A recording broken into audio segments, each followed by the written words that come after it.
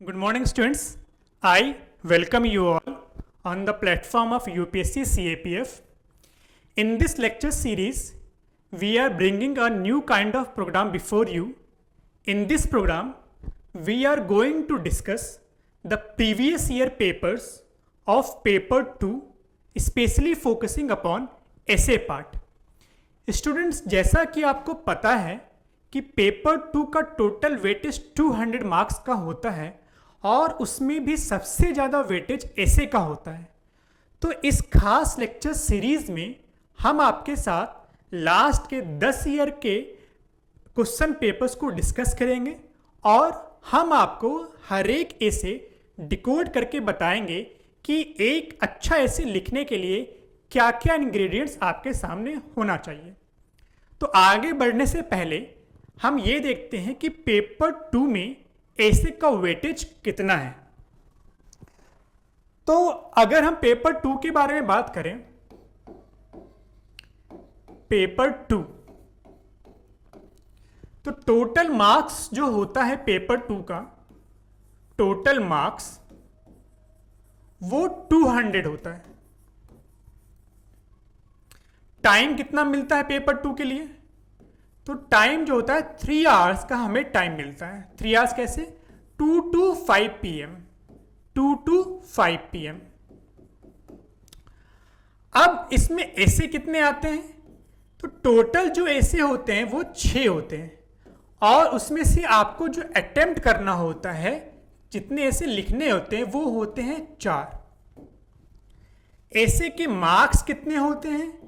अगर हम ऐसे के मार्क्स के बारे में बात करें तो टोटल हर एक ऐसे आपका 20 नंबर का होता है। हर एक ऐसे कितने नंबर का होता है? 20 मार्क्स का होता है। तो 4 ऐसे आपके सामने हो गए तो टोटल मार्क्स 80 होता है। 80 मार्क्स का ऐसे होता है। तो अगर हम 3 घंटे के हिसाब से 200 नंबर का हमें पेपर लिखना है, यानी 180 मिनट में हमें 200 नंबर का पेपर लिखना है, तो एक ऐसे जो कि 20 नंबर का होता है उसको लिखने के लिए टाइम जो होगा ऐसे का, टाइम ऑफ ऐसे विल बी 18 मिनट्स पर ऐसे। 18 मिनट्स पर ऐसे। तो हर एक ऐसे का जो टाइम होगा वो 18 मिनट्स का होगा। तो हमें हर एक ऐसे 18 मिनट्स में लिखना होता है। तो हमारे सामने टोटल 4 ऐसे आएंगे और टोटल जो टाइम हमें देना है वो 72 मिनट्स का टाइम देना है। 4 ऐसे और हर एक ऐसे का जो वर्ड लिमिट होती है, वर्ड लिमिट वो होती है 300 वर्ड्स पर ऐसे। 300 वर्ड्स पर ऐसे। तो आप समझ सकते हैं कि हमें लगभग 72 मिनट्स तक लगातार 1200 वर्ड्स का ऐसे लिखना है। तो इसके लिए हमारे जो थॉट प्रोसेस है और जो राइटिंग है उन दोनों में एक अच्छा कोऑर्डिनेशन बना होना चाहिए। तो अगर हमें एक अच्छा ऐसे टाइम बाउंड मैनर में ऐसे की डिमांड को जस्टिफाई करने के साथ लिखना है, तो सबसे पहली रिक्वायरमेंट ये है कि एग्ज़ाम के एटलीस्ट 6 महीने पहले से आपको बहुत अच्छी ऐसे राइटिंग की प्रैक्टिस करनी चाहिए। तो अगर आपसे पूछा जाए कि ऐसे राइटिंग की प्रैक्टिस कैसे की जाए, सोर्सेज क्या क्या होने चाहिए, तो ऐसे राइटिंग की सोर्सेज जो होंगे, अगर हम सोर्सेज के बारे में बात करें तो 2 सोर्सेज होने चाहिए। एक तो प्रीवियस ईयर क्वेश्चन पेपर्स, जो लास्ट के एटलीस्ट 10 ईयर्स के पेपर हैं उनको आप जरूर सॉल्व करिए। हर एक साल 6 एसेज आपसे पूछे जाते हैं, तो 6 साल में 10 साल में 60 एसेज आ गए। 60 एसेज मतलब 60 थीम्स आपकी तैयार हो गई। ये हो गया पहला सोर्स। दूसरा न्यूज़पेपर। न्यूज़पेपर कैसे? न्यूज़पेपर से ऐसे लिखने की तैयारी करनी है। सबसे पहला तो जो आपका कंटेंट होगा करंट अफेयर का, कंटेंट ऑफ करंट अफेयर, वो यहाँ से बिल्डअप होगा। जो आपको लाइव एग्जाम्पल्स देने हैं, केस स्टडीज लिखनी है, फैक्ट्स फिगर रिपोर्ट्स वगैरह देनी है, वो आपको न्यूज़पेपर से तैयार होगा। ये हो गया पहला, राइट। दूसरा ये कि जो भी एसेस के टॉपिक्स आते हैं वो करंट इवेंट पे बेस्ड होते हैं, इसीलिए जो भी न्यूज़ आइटम बहुत हॉट होता है, बहुत डिस्कशन में होता है, तो उससे ऐसे के आने की संभावना ज़्यादा होती है। इसीलिए आप न्यूज़ आइटम से एसेस के टॉपिक को एक्सट्रैक्ट करने की कोशिश करिए। जैसे अगर एक एग्जांपल दें, अभी मणिपुर वायलेंस बहुत ही हॉट टॉपिक है, तो इससे ऐसे का टॉपिक क्या बन सकता है? इससे ऐसे का टॉपिक ये बन सकता है कि the prosperity of North India lies in development as well as security. क्या बन सकता है? The prosperity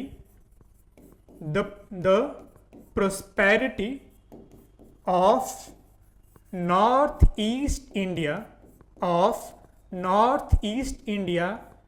lies in the development and security. Development and security, या आप डेवलपमेंटल सिक्योरिटी वर्ड भी इस्तेमाल कर सकते हैं। तो the prosperity of north east, तीन चीजें हैं। प्रोस्पेरिटी के बारे में बात की गई, नॉर्थ ईस्ट इंडिया के बारे में बात की गई, डेवलपमेंट के बारे में बात की गई और सिक्योरिटी के बारे में बात की गई। तो इन चार चीजों के बारे में बात की गई। तो ये ऐसे का टॉपिक कहाँ से एक्सट्रैक्ट हुआ? ये ऐसे का टॉपिक मणिपुर वायलेंस से एक्सट्रैक्ट हुआ है। तो इसीलिए अगर आप न्यूज़पेपर कंटिन्यूसली पढ़ेंगे तो न सिर्फ आपका कंटेंट बिल्ड होगा, साथ साथ आप फ्यूचर में प्रेडिक्ट कर सकते हैं कि एसेस के कौन कौन से टॉपिक आते हैं। तो आज के इस लेक्चर में हम लोग 2024 के प्रीवियस ईयर पेपर को एनालाइज करेंगे और दो ऐसे के टॉपिक को डिस्कस करेंगे, और साथ साथ हम ये देखेंगे कि हम उस ऐसे के टॉपिक के साथ जस्टिफिकेशन कैसे कर सकते हैं। तो अगर हम आगे बढ़ें तो ये आपका 2024 का पेपर है ऐसे का। तो इसमें हम पहला दो टॉपिक लेने वाले हैं। पहला टॉपिक क्या है? Digital economy opportunities and challenges, ये पहला टॉपिक। दूसरा global peace and national defence budget. इन दोनों टॉपिक को हमने क्यों लिया? अगर आप पहले टॉपिक को देखेंगे उसमें साफ साफ ये पूछा गया है कि डिजिटल इकोनॉमी के अपॉर्चुनिटीज क्या क्या हैं और उसके चैलेंजेस क्या क्या हैं। ये स्ट्रेट फॉरवर्ड टॉपिक है, तो कुछ ऐसे आएंगे जो स्ट्रेट फॉरवर्ड होंगे। दूसरा टॉपिक ये है कि global peace and national defence budget. तो इसमें दो अलग अलग एस्पेक्ट्स हैं, एक है ग्लोबल पीस और एक है नेशनल डिफेंस बजट। इन दोनों को आपको कनेक्ट करना है। इसमें डायरेक्टली पता नहीं चल रहा है कि आपको किस पर बात करनी है। आपको दो अलग अलग पोल दे दिए गए हैं और आपको उन दोनों डिफरेंट आइडियाज को, उन दोनों डिफरेंट इवेंट्स को इंटरलिंक करना है। तो इसलिए ये दोनों का जो नेचर है, दोनों एसेस का जो नेचर है वो अलग अलग है। तो आज हम इन्हीं दोनों एसेस को डिस्कस करेंगे। और आप देख ही रहे हैं कि टोटल 20 × 4 यानी 80 मार्क्स का पेपर है, 300 वर्ड्स ईच हैं और 4 एसेस आपको लिखने हैं। तो आगे चलते हैं। अगर सबसे पहले हम बात करेंगे digital economy opportunities and challenges की। डिजिटल इकोनॉमी अपॉर्चुनिटीज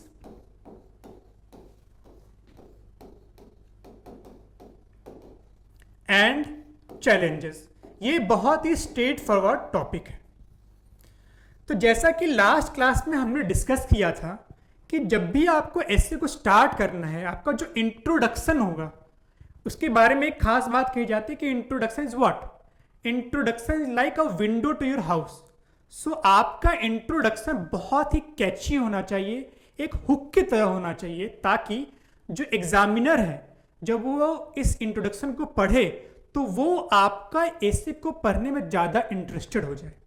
तो इसीलिए ऐसे के इंट्रोडक्शन को इंटरेस्टेड बनाना सबसे पहला काम है।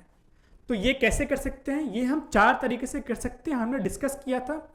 या तो एक अच्छी कोटेशन से स्टार्ट करें, या एक एनेक्डोट से स्टार्ट करें, या किसी अच्छी डेटा या रिपोर्ट से स्टार्ट करें, या आप डायरेक्टली एक्सप्लेन करें कि वो टॉपिक क्या है। क्या 4 चीज़ें हैं, या तो कोटेशन, एक अच्छा कोट, या फैक्ट, या एनेक्डोट, या एक्सप्लेन द टॉपिक। ये 4 तरीके हैं इंट्रोडक्शन को स्टार्ट करने का, एक्सप्लेन द टॉपिक। तो ये जो डिजिटल इकोनॉमी वाला ऐसे है, हम इसको पहले कोटेशन से स्टार्ट करने की कोशिश करते हैं। तो कौन कौन से कोटेशन है, मान लीजिए एक कोटेशन मैंने लिया सुंदर पिचई का। इन्होंने क्या कहा है, India will be a global player in the digital economy. India will be a global player in the digital economy. उसी तरह नटराजन चंद्रशेखरन ने, इन्होंने क्या कहा है, going digital is no longer an option but it is the default. मतलब digital economy एक option नहीं, एक डिफॉल्ट है। और क्या हो सकता है, जेफ बेजोस ने क्या कहा है, there is no alternative to digital transformation. Visionary companies will carve out new strategies, options for themselves. Those that do not adapt will fail. Those that do not adapt will fail. इसका मतलब digital economy का time आ गया है और जो इसको accept नहीं करेगा वो फेल हो जाएगा, चाहे वो नेशन हो, चाहे स्टेट हो, चाहे कोई कंपनी हो। उसी तरह वॉरेन बफे ने क्या कहा है, digital transformation is the fundamental reality of businesses today. Digital transformation is the fundamental reality for the businesses today. तो ऐसे कैची कोटेशन और ऐसी पर्सनैलिटी का कोटेशन आपको यूज करना है अपने ऐसे के स्टार्टिंग में। तो इंट्रोडक्शन ऐसा हो गया। आप इसके साथ कोई एनेक्डोट भी दे सकते हैं। एक और अच्छा कोटेशन आ सकता है जो टेक्नोलॉजी में आप इस्तेमाल कर सकते हैं, जैसे technology is useful servant but a dangerous master. तो इस कोटेशन से क्या हुआ कि आपने अपॉर्चुनिटी के बारे में ही डिस्कस कर लिया कि हाँ भाई अपॉर्चुनिटी है इसीलिए यूजफुल सर्वेंट है, पर आपने चैलेंजेस के बारे में भी बात कर ली कि एक डेंजरस मास्टर भी हो सकता है। तो अपॉर्चुनिटीज़ का भी डिस्कशन हो गया और चैलेंजेस का भी डिस्कशन हो गया। तो ये 4-5 अच्छे कोटेशन थे जो आप डिजिटल इकोनॉमी वाले ऐसे में स्टार्ट कर सकते हो। एनेक्डोट के बारे में बात करें तो क्या आप यूज़ कर सकते हो, आप प्रधानमंत्री जनधन योजना के बारे में बात कर सकते हो, डायरेक्ट बेनिफिट ट्रांसफर के बारे में बात कर सकते हो, ड्रोन का डिजिटल इकोनॉमी में क्या इस्तेमाल हो सकता है, जैसे अमेजॉन, फ्लिपकार्ट, ये लोग जो है गुड्स की डिलीवरी के लिए ड्रोन का इस्तेमाल कर रहे हैं। तो ये एक तरीके से डिजिटल इकोनॉमी का पार्ट बन रहा है। उसी तरह आर्टिफिशियल इंटेलिजेंस का इस्तेमाल कर रहे हैं, जैसे क्रिप्टो करेंसी की ट्रेडिंग, ये भी डिजिटल इकोनॉमी का पार्ट है। तो ये सारे एनेक्डोट्स आप इस्तेमाल कर सकते हैं। तो हमने देखा कि एनेक्डोट्स और कोटेशन से हमने ऐसे को इंट्रोड्यूस कर दिया। अब हम आते हैं मेन बॉडी पे, पर इसके साथ हम लोग एक बात और डिस्कस करेंगे कि जो वर्ड लिमिट है टोटल कितने 300 वर्ड्स का है। तो हमारा इंट्रोडक्शन 50 वर्ड्स का होगा, कंक्लूजन 50 वर्ड्स का होगा और मेन बॉडी 200 की होगी। अगर वर्ड लिमिट की बात करें, तो जो हमारा इंट्रोडक्शन होगा वो 50 वर्ड्स का होगा। मेन बॉडी जो होगी, मेन बॉडी वो 200 वर्ड्स की होगी और जो कंक्लूजन होगा हमारा वो 50 वर्ड्स का होगा। तो इस तरीके से टोटल हमें 300 वर्ड्स में अपने आप को लिमिट करना है। तो एक अच्छा कोटेशन या एक अच्छा एनेक्डोट से हम लोग 50 वर्ड्स रीच आउट कर सकते हैं। अब आते हैं हम मेन बॉडी पे। तो मेन बॉडी में सबसे पहले हम बात करेंगे अपॉर्चुनिटीज की, कि क्या क्या अपॉर्चुनिटीज हैं डिजिटल इकोनॉमी की। अपॉर्चुनिटीज, तो सबसे पहला जो डिजिटल इकोनॉमी की बात कर रहे हैं वो है फाइनेंशियल इंक्लूजन। क्या? Financial inclusion. जब डिजिटल इकोनॉमी आएगी तो फाइनेंशियल इंक्लूजन आएगा। पर आप जो भी आर्गुमेंट दें उसको सब्सटेंशिएट करने के लिए हमेशा एक अच्छा एग्जाम्पल जरूर दें। तो एग्जाम्पल क्या हो जाएगा?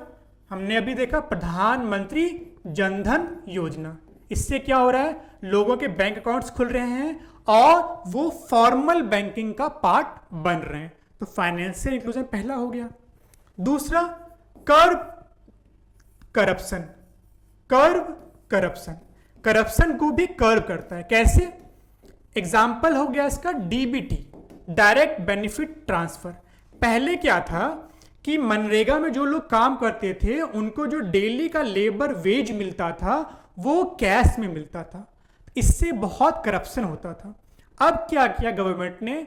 जो वेज है वो डायरेक्ट उनके बैंक अकाउंट में जाएगा, तो इससे पैसे कहीं बीच में कटेंगे नहीं, तो करप्शन पे लगाम लगी। तो करप्शन कम होगा अगर हम डिजिटल इकोनॉमी को बढ़ावा देंगे। तीसरा, ease of doing business. Ease of doing business. Ease of doing business कैसे?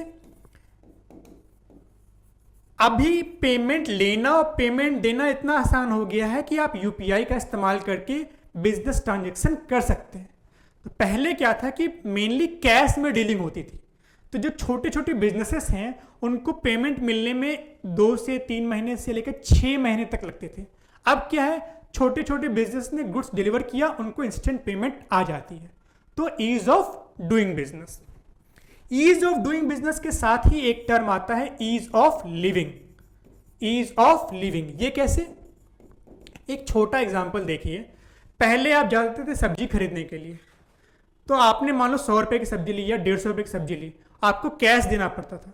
कई बार उतने रुपए खुले नहीं मिलते थे, तो ट्रांजैक्शन में, गुड्स के ट्रांजैक्शन में दिक्कत होती थी। अब क्या है? आप 37 रुपए का भी गुड्स लें, आप उसको आराम से यूपीआई कर सकते हैं। तो आपके लिए जो सामान खरीदना और बेचना कितना आसान हो गया। आप घर बैठे किसी भी सर्विस, चाहे बिजली का बिल जमा करना हो, पानी का बिल जमा करना हो, इंटरनेट का बिल जमा करना, बहुत आसानी से कर सकते हैं। तो इससे आपकी लाइफ बहुत आसान हो गई। तो ईज ऑफ लिविंग को इसने बढ़ावा दिया। अगला पॉइंट, ग्लोबलाइजेशन। क्या पॉइंट है? ग्लोबलाइजेशन। डिजिटल इकोनॉमी की वजह से हम लोग ग्लोबल वर्ल्ड यानी ग्लोबल सप्लाई चेन से जुड़ रहे हैं। अमेरिका और इंडिया के बीच जो ट्रेड हो रहा है उसमें डिजिटल इकोनॉमी का बहुत बड़ा योगदान है। कैश में तो ट्रेडिंग हो नहीं सकती। एक इंपोर्टर मान लीजिए अमेरिका में बैठा है, एक्सपोर्टर है इंडिया में। मान लीजिए एक बीपीओ का एग्जांपल ले, कॉल सेंटर हमारे इंडिया में है, सर्विस प्रोवाइड हो रही है कहाँ? अमेरिका में। तो इन दोनों के बीच जो ट्रांजैक्शन पैसों का हो रहा है वो कैसे हो रहा है? कैश से तो हो नहीं रहा, डिजिटल हो रहा है। इससे क्या हुआ? इंडिया से सर्विस एक्सपोर्ट हो रही है और सर्विस का इंपोर्ट अमेरिका में हो रहा है। तो ये ग्लोबलाइजेशन को बढ़ावा दे रहा है। तो ये कुछ अपॉर्चुनिटीज हैं फाइनेंशियल इंक्लूजन और डिजिटल इकोनॉमी की। और अगर इंडिया के केस में देखें तो सबसे बड़ी अपॉर्चुनिटी क्या है कि हमारे पास डेमोग्राफिक डिविडेंड है। डेमोग्राफिक डिविडेंड है। डेमोग्राफिक डिविडेंड का क्या फायदा? डेमोग्राफिक डिविडेंड का ये फायदा है कि हमारे पास जो मैक्सिमम एज पॉपुलेशन है वो 25 to 30 ईयर्स है। तो वो डिजिटल प्लेटफॉर्म का इस्तेमाल बहुत आसानी से कर सकते हैं, वो आसानी से चीज़ों को सीख सकते हैं। तो हमारे यहाँ डिजिटल इकोनॉमी को बढ़ावा देना आसान है। तो ये कुछ अपॉर्चुनिटीज़ हैं डिजिटल इकोनॉमी की। अब हमने अपॉर्चुनिटीज़ 5 से 6 पॉइंट डिस्कस कर लिए। अब हम चैलेंजेस की तरफ बढ़ते हैं कि क्या क्या चैलेंजेस हैं। अगर हम चैलेंजेस के बारे में बात करें तो सबसे बड़ा जो चैलेंज है वो है साइबर सिक्योरिटी का। साइबर सिक्योरिटी का आपने देखा होगा कि कई सारे साइबर रैंसमवेयर जो मालवेयर होते हैं वो डिस्ट्रीब्यूट हो रहे हैं। जैसे पेगासस के बारे में आपने सुना होगा, वो भी एक तरह का रैंसमवेयर ही था। रसिया से कई सारे रैंसमवेयर आए। ये क्या करते हैं कि आपकी जो डिजिटल इकोनॉमी की चेन है उसको लॉक कर देते हैं, आपसे रैंसम में कुछ पैसे लेते हैं, फिर आपकी डिजिटल इकोनॉमी की चेन को छोड़ते हैं। तो साइबर थ्रेट ये सबसे बड़ा दिक्कत है। यहाँ पे एग्जांपल दे सकते हैं आप कई सारे रैंसम वेयर्स का। दूसरा डेटा थेफ्ट होता है। जब आप मान लीजिए आपने अपने आप को गूगल पे पर रजिस्टर कराया, तो आपका सारा डेटा गूगल पे के पास चला गया, तो गूगल पे से जो डेटा है वो किसी और प्लेटफॉर्म पे जा सकता है। तो आपका जो पर्सनल डेटा है वो लीक हो सकता है। हमारा आधार का डेटा सिंगापुर में फिलहाल लीक हुआ था, तो ऐसे ही हमारा पैन कार्ड का डेटा लीक हो सकता है। हमने जहाँ जहाँ भी अपनी KYC करवाई होगी उसका डेटा किसी भी प्लेटफॉर्म पे लीक होने के चांसेस हैं। तो डेटा थेफ्ट। तीसरा डिजिटल डिवाइड। तीसरा क्या है? Digital divide. ये दो चीज़ों में, पहला जो डेवलप्ड नेशंस हैं वहाँ पे डिजिटल इकोनॉमी का इस्तेमाल ज़्यादा हो रहा है। जो डेवलपिंग कंट्री या अंडर डेवलप्ड कंट्री है वहाँ डिजिटल इकोनॉमी का उतना इस्तेमाल नहीं हो रहा है। तो एक डिजिटल डिवाइड क्रिएट हो रहा है किसके किसके बीच? Developed nation, developed versus developing के बीच। अगर हम इंडिया में बात करें तो rural versus urban. Rural India में उतना इस्तेमाल नहीं हो रहा, अर्बन इंडिया में बहुत इस्तेमाल हो रहा है। तो एक डिजिटल डिवाइड क्रिएट हो रही है। चौथा, आपने देखा होगा कि RBI ने इंडिया में क्रिप्टो करेंसी की ट्रेडिंग को बैन कर दिया था। तो ऐसा क्यों किया?